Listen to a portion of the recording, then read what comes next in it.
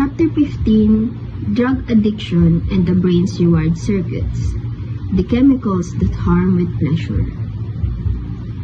Our objectives is that by the end of the lesson, you will be able to describe drug tolerance, withdrawal, and physical dependence, compare and contrast the physical dependence and positive incentive theories of addiction, and explain how modern research integrates dopamine and the mesocorticolimbic pathway in reward and craving. And lastly, analyze the major theories of addict. What is drug addiction? Drug addiction is a chronic, relapsing disorder, meaning it lasts over time and often returns even after treatment. It is marked by a compulsive drug seeking and use despite knowing the harmful effects. Addiction directly affects the brain's reward systems, which includes the ventral tegmental area, which is the source of dopamine-producing neurons, and the nucleus accumbens, which processes pleasure and reinforcement, and lastly, the prefrontal cortex, which controls judgment and decision-making. Together, these areas make the brain associate drugs with pleasure and reward, causing cravings and repeated use, leading to addiction. Drug administration and absorption. This is the way a drug enters the body greatly influences how fast and intensely it affects the brain. We have routes. The first one is the oral ingestion. The drug is swallowed and absorbed through the digestive tract. This procedure or this route is the slowest because it takes time to pass through digestion. An example of this are pills or alcohols. Number 2, injection. Drug is injected directly onto the bloodstream, muscle, or under the skin. This method produces fast and powerful effects, increasing the risk of addiction. The third is the inhalation. The drug enters the bloodstream through the lungs, such as in smoking nicotine, marijuana, or crack cocaine. Unlike the oral ingestion, inhalation is more rapid, reaching the brain within seconds. Lastly, the absorption through membranes. The drugs enter through nasal membranes or your nose, your gums, or your skin, like nicotine patches. That is an example. This can give a steady or quick effect depending on the method. Drug penetration of the central nervous system. Once a drug enters the bloodstream, it is carried in the blood to the blood vessels of the central nervous system. Fortunately, blood-brain barriers act like a protective filter, blocking potential harmful chemicals. However, psychoactive drugs are designed to cross this barrier, allowing them to change brain activity. Mechanisms of drug action. Drugs work by changing neurotransmitter activity in the brain, either increasing or decreasing communications between neurons. But we also have to take note that some recreational drugs mimics what neurotransmitters do, just like cocaine and nicotine, they mimic endorphins. So, cocaine blocks dopamine reuptake. It blocks the dopamine. The process is that the dopamine builds up and then creates intense euphoria. Nicotine, it mimics acetylcholine. It increases alertness and energy. Alcohol enhances GABA, causes relaxation and slower reaction time. Well, all psychoactive drugs manipulate brain chemistry to create feelings of pleasure, calm, or energy, which can lead to dependence. Drug metabolism and elimination.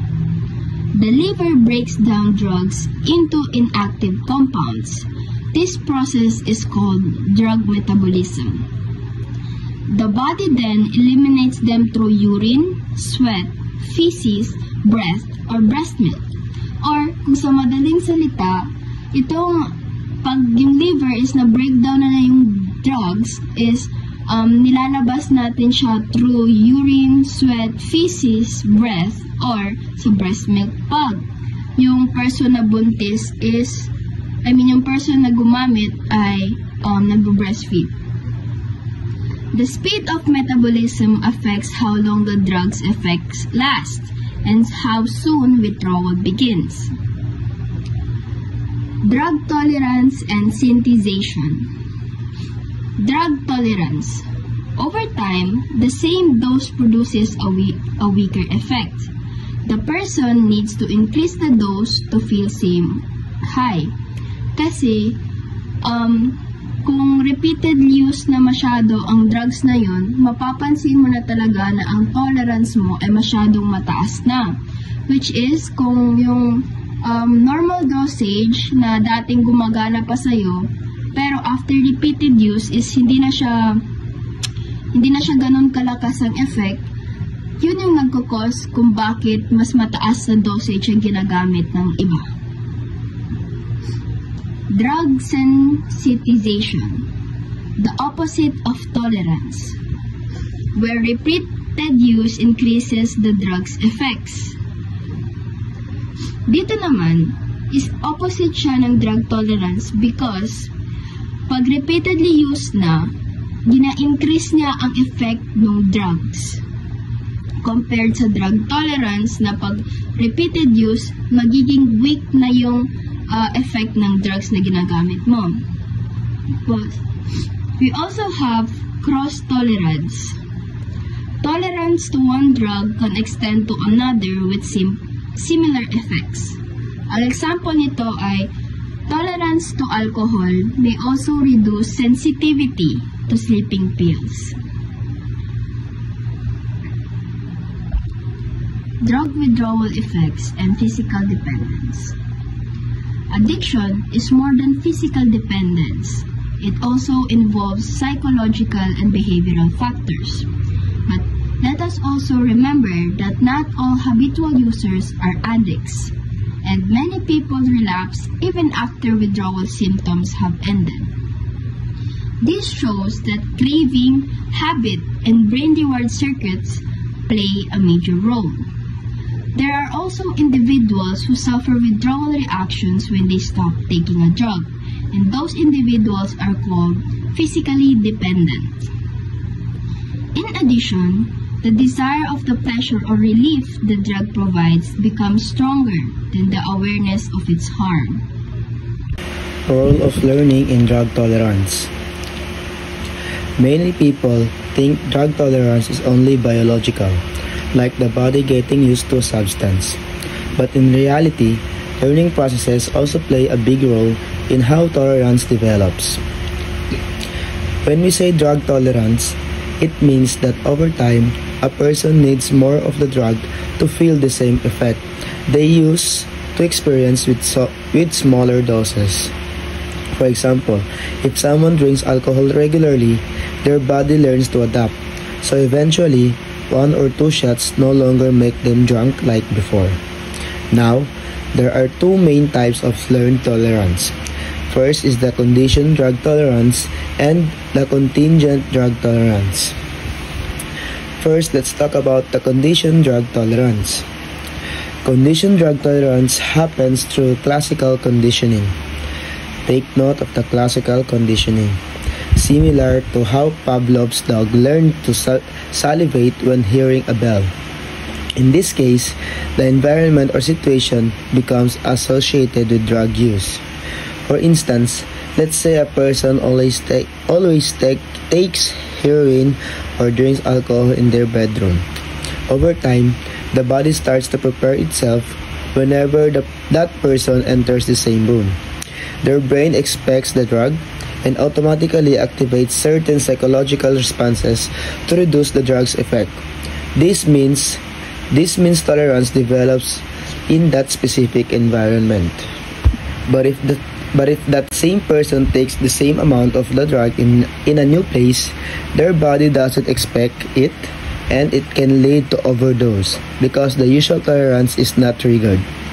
This real-life pattern has been observed in overdose cases where users die after taking their normal dose, but in different setting. Now let's talk about the contingent drug tolerance.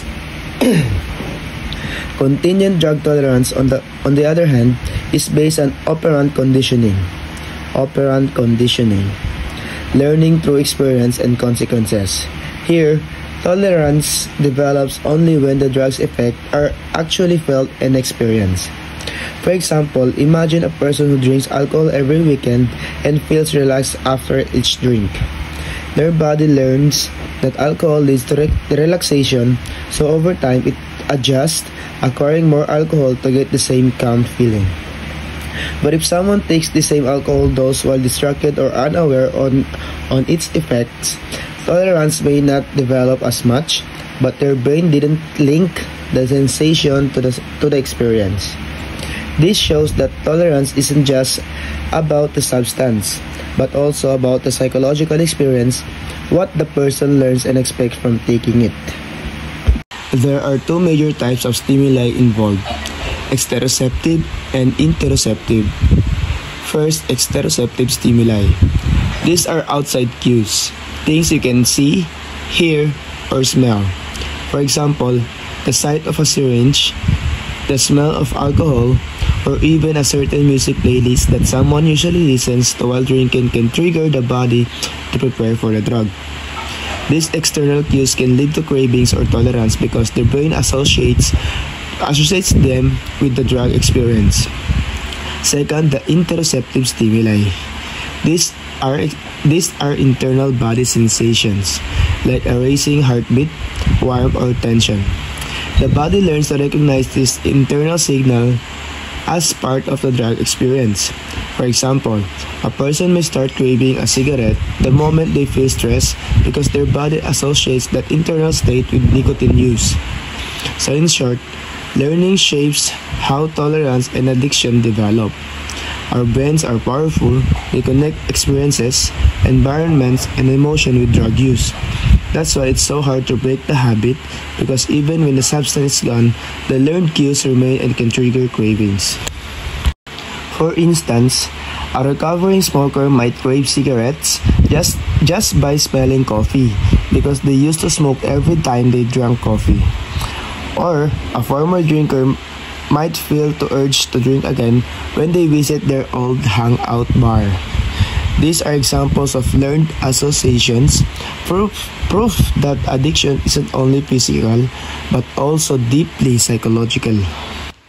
There are 5 commonly abused drugs that many people use despite their dangerous effects. These are nicotine, alcohol, cocaine, opiates, and marijuana. First, we have nicotine, which is a stimulant found in cigarettes.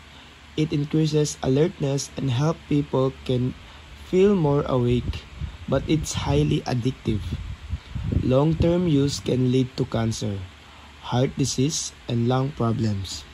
Second, the alcohol, which acts as a depressant.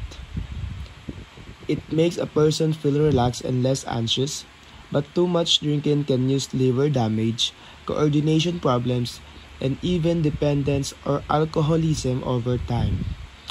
Third, cocaine, a very powerful stimulant. It gives strong feelings of euphoria and confidence, but it also raises the risk of addiction, heart attack, and other cardiovascular issues because it blocks dopamine in the brain. Fourth, we have opiates like heroin or morphine. These are narcotics used for pain relief and can create a strong feeling of pleasure. However, they are extremely addictive, and long-term use often leads to tolerance, withdrawal symptoms, or even overdose. And lastly, the marijuana, which is a hallucinogen. It makes user feels relaxed and alters their sensory perception. But frequent use can cause memory impairment, lung problems, and in some cases, mental health issues if abused. Overall, while these drugs may seem to give short-term pleasure or relief, they have serious long-term effect on the brain and the body, leading to addiction, dependence, and major health risks. Biopsychological approaches to theories of addiction. Addiction can be viewed in two ways. One, driven by internal need, or to simply avoid withdrawal. Two, drawn by anticipated pleasure, wherein the person craves the positive effects of the drug.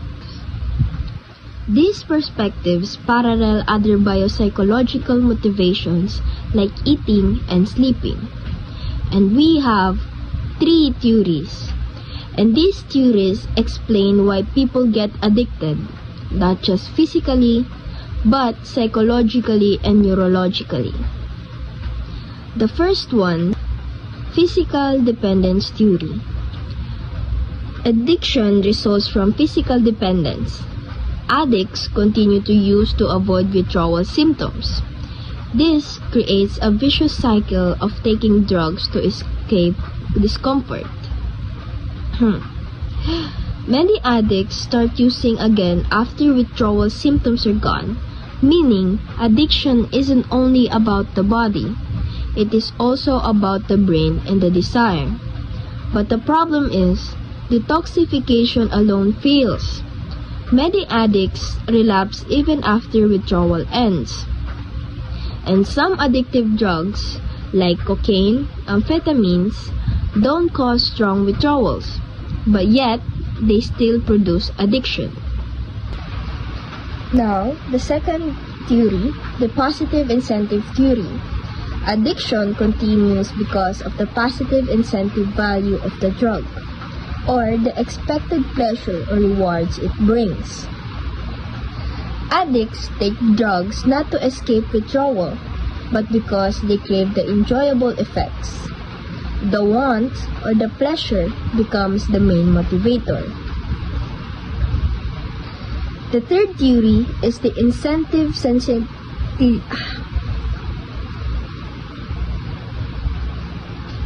The third theory is the incentive sensitization theory. With repeated drug use, the brain system that controls the cravings becomes more sensitive, even if the system for liking weakens. This explains why addicts can't stop thinking about drugs, even if the high no longer feels good. One of the examples for this is when someone is addicted to alcohol.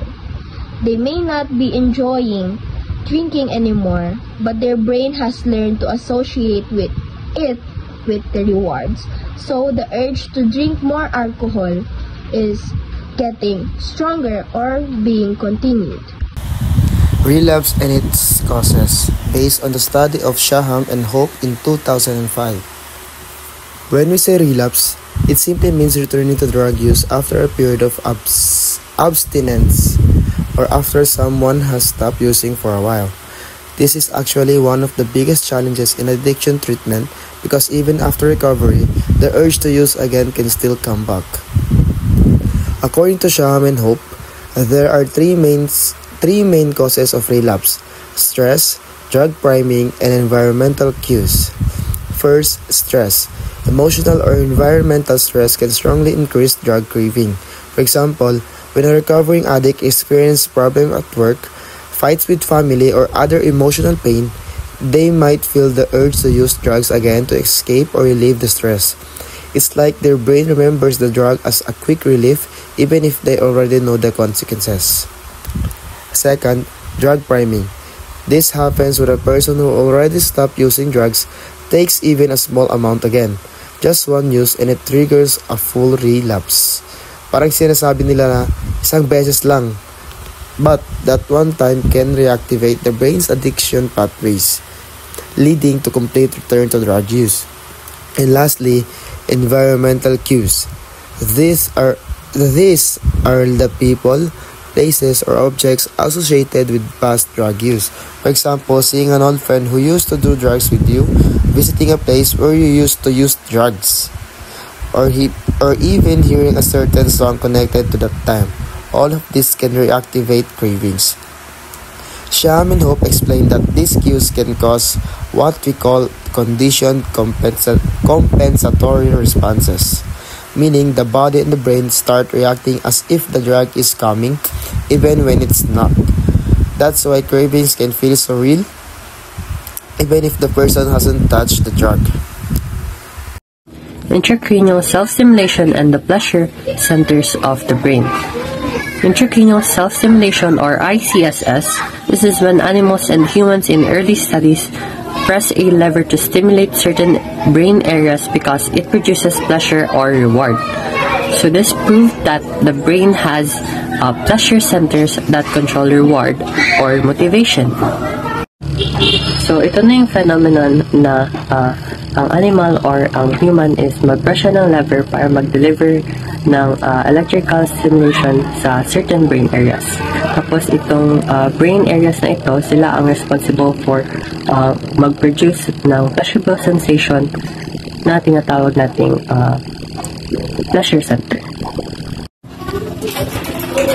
Olds and Milner, 1954, discovered that rats would press a lever to receive electrical stimulation in certain brain areas.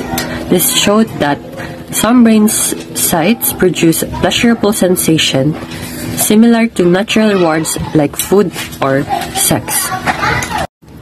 This experiment by Olds and Milner in 1954 was a turning point. They found that ang mga rats daw, they would repeatedly press a lever to stimulate certain parts of their own brain. This meant that ang brain daw ay may mga specific areas siya na nakalink sa pleasure. And ito na yung kilala natin na reward or pleasure centers. So this discovery became the foundation for understanding how addictive drugs affect the brain. Key brain structures. Mesotelencephalic dopamine system. So it is the overall brain reward network. So isipin niyo para siyang brain's reward highway na nag-carry ng dopamine signals from the midbrain papunta sa many forebrain targets. Mesocortical limbic pathway connects ventral tegmental area or VTA to nucleus accumbens to prefrontal cortex, amygdala, and etc. So, ang mesocortical limbic pathway, ito na yung neural circuit sa brain natin na ginagamit ang dopamine para connect ang VTA to nucleus accumbens and so on. And ang VTA, siya yung dopamine source. So, siya ang nag-signal kung may nangyayaring importante. Tapos, ang nucleus accumbens naman, siya ang motivational engine na nag-translate ng dopamine into wanting and reinforcement. Pag ang areas kaya ng VTA or nucleus accumbens, pag sila daw ay ma-simulate, tataas daw ang dopamine level. Kaya ng pag maka-feel tayo ng pleasure, pagkakain tayo ng masasarap na pagkain or makinig tayo ng favorite natin na music, same kind ng brain response lang din siya na makikita natin sa humans pag gagamit tayo ng cocaine, stimulate yung VTA and nucleus accumbens natin, which nagkakaroon ng dopamine flood sa ating brain kasi tataas ang dopamine level natin. Number 2 is activation of mesocortical limbic pathway produces strong reward. Rats press the lever repeatedly when this pathway is activated, showing its direct link to pleasure and motivation. pag ma-activate ang reward pathway na to, ang daga daw is paulit-ulit na yung press ang lever, sometimes even 1,000 times per hour. So similar siya sa humans or sa ating mga people na paulit-ulit nagagamit ng social media or magamble kasi ang reward system natin is pinapush na tayo mag-seek ng same pleasurable feeling na yun. Number 3 is dopamine antagonist boosters increase self-stimulation. Drugs like amphetamine makes rats press the lever more often because dopamine activity is enhanced. Pag ang rats daw, bigyan sila ng drug na nakaka-boost ng dopamine nila kaya ng amphetamines, ang gagawin daw nila is ipapress na nila ang lever even more. So sa humans, it is how like stimulant drugs make people more energetic and excited kasi mataas yung levels ng dopamine nila. Number 4 is dopamine antagonist blockers reduce self-stimulation. When given haloperidol, rats press less because dopamine's effect is blocked. So pagbigyan mo naman ang rat ng drug gaya ng haloperidol which blocks dopamine, ang gagawin daw nito is mawawalan sila ng interest and stops them from pressing the lever as much. So this is similar to how some medications for mental health reduce pleasure responses. So people may feel calmer but less motivated or rewarded. So bago tayo mag-move on kung paano mag-work ang dopamine sa addiction, scientists first needed ways to test how rewarding drugs really are. So they test it in two main methods. The first method is the drug self-administration test and the conditioned place preference test. In drug self-administration, rat presses lever to inject drug and then measures reward value. Here, ang rat daw is kinapress niya ang lever para ma-inject ang drugs sa own body niya. So, if sige niya ito ginapress, it means that ang drug daw is rewarding. Next is conditioned place preference. Rat prefers area where it receives drugs, then shows drugs rewarding effect. Dito, ang daga daw is bigyan ng drug sa isang side ng box. Later, pag wala na daw yung drug na yun, pag prefer niya pa rin magstay sa same area na yun, it means or it shows that the rat associates that place with the drug's pleasurable effects. Both methods link addictive drugs to dopamine and reward circuits. These methods help researchers connect drug use with brain's reward circuits, especially with dopamine activity in the nucleus accumbens. Early studies of brain mechanism of addiction, dopamine. Addiction is linked to brain reward system again. Main pathway, mesocortical limbic, dopamine pathway, VTA, 2 nucleus accumbens, and again to prefrontal cortex. Addictive drugs hijack this system by increasing dopamine release, reinforcing drug-taking behavior. Early studies of addiction found that it's strongly linked to brain reward system, particularly the mesocortical limbic dopamine pathway. So again, this pathway connects the ventral tegmental area or VTA to the nucleus accumbens and then to the prefrontal cortex. Addictive drugs overstimulate this pathway by releasing large amount of dopamine. Early evidence, dopamine and drug addiction. Chronic drug use lowers dopamine receptors activity in the brain, reducing sensitivity to natural reward. So dito makikita natin ang dalawang brain scans comparing a healthy individual and a drug abuser. The bright color shows high dopamine receptor activity while ang darker area show low activity. Pag manotice nyo ang cocaine and meth abusers na they have a much lower dopamine binding kasi they have a darker areas. So that is why over time, kailangan nila ng more of the drug to feel the pleasure. Kasi ang reward system nila becomes less sensitive. Early evidence showed that dopamine plays a key role in pleasure and reward. So, pag ang dopamine daw is mablock gamit ang antagonist, both drug use and food motivation is bababa or mag-decrease. So, this means that hindi lang feel good ang ginagawa ng dopamine. Nag-signal din ito siya ng value ng reward and nag-reinforce ito siya ng behavior na nakaka-lead ng pleasure. The nucleus accumbens and drug addiction. Number 1, animals self-administer drugs into the nucleus accumbens. Dito, ang rats mag-press sila ng lever para ma-inject ang drugs like cocaine directly sa nucleus accumbens, showing na nakaka-give ito ng strong feeling of reward. Drug injections here produce place preference.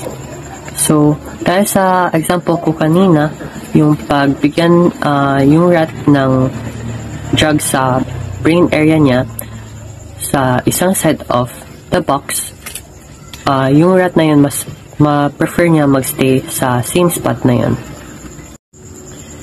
Next is lesion to the nucleus accumbens or VTA block drug taking behavior. So, pag ma-damage ang area na to, animals will stop seeking the drug. So, meaning, these areas or these parts of the brain are necessary for the addiction of the behavior. Lastly, drug use and natural rewards increase dopamine levels in the nucleus accumbens. So, both drugs and natural pleasures like eating or listening to music raise dopamine. So, which explains why drugs hijack our normal reward system. Next, we have dopamine and reward expectation. Dopamine reflects reward prediction. First, we have increases when reward is better than expected. So, for example, nag-expect ka na bigyan ka ng 100, but ang na-receive mo is more than 100. So, instead, nagkaroon ka ng dopamine spikes. So, ma-record yun ng brain mo as a pleasant surprise. Next is stay steady when as expected. So, pag masanay kang binibigyan ka ng 100 every araw na ganito, your dopamine stays the same because your brain already expects it. Kasi wala na siyang ini-expect. Alam niya na bibigyan ka ng ganun na same amount, so there is no decrease in the dopamine level or increase. Lastly is decrease when worse or missing. So, pag nag-expect ka na bigyan ka ng 100 tapos hindi ka binigyan, syempre bababa ang dopamine levels mo. Tapos, ang ma-feel mo is, syempre ma-feel mo na ma-disappoint ka. And it also shows that dopamine is involved in learning and motivation, not just pleasure. So, this means that dopamine helps us learn from experience and stay motivated to seek rewards, not just to feel good. So, for example, bibigyan ka ng double the amount of money pag you get good grades. Ganon. So, tataas ang dopamine levels mo as well as your motivation, diba? Kasi dodoble yung makukuha mong reward. Ganon. Modern studies today use neuroimaging, genetics, and behavioral neuroscience to understand how addiction works in the brain. These tools help scientists see which parts of the brain are active during addiction and how genetics can make some people more prone to addictive behavior. According to the figure, there have been major shifts in how experts think about addiction over time. As you can see, in 1950s, the original theories focused on drug tolerance and physical dependence, meaning that addiction was seen mainly as a physical condition. By the 1960s and 1970s, researchers started to include the role of conditioned responses. In other words, how our brain learns to crave drugs through repeated experiences and associations. Then, during the 1980s and 1990s, studies discovered that dopamine and brain's pleasure centers play a big role. The mesocorticolimbic pathway, which is connected to dopamine release, reward, and motivation, becomes central in understanding addiction. Now, in the 21st century, we have current theories of brain mechanisms of addiction that combine all these ideas from physical dependence to psychological and social factors. Let's now move on to the current issues in addiction research. First, addiction is psychologically complex. It's not just about drugs. It involves emotions, stress, environment, and personal experiences. Second, addiction is a disturbance of decision making. People who are addicted often know the risks, but their brain's reward system overpowers logical thinking. Third, addiction is not limited to drugs. It can also include behaviors like gambling, gaming, or even social media use. And lastly, addiction involves many neurotransmitters. Although dopamine is the most famous one, other chemicals in the brain like serotonin and glutamate also play important roles. In summary, addiction is not just a matter of willpower. It's a complex interaction between the brain, behavior, and environment. Modern neuroscience continues to explore this brain mechanism so that we can develop better treatments and prevention methods in the future. And that will be all for our report. Thank you.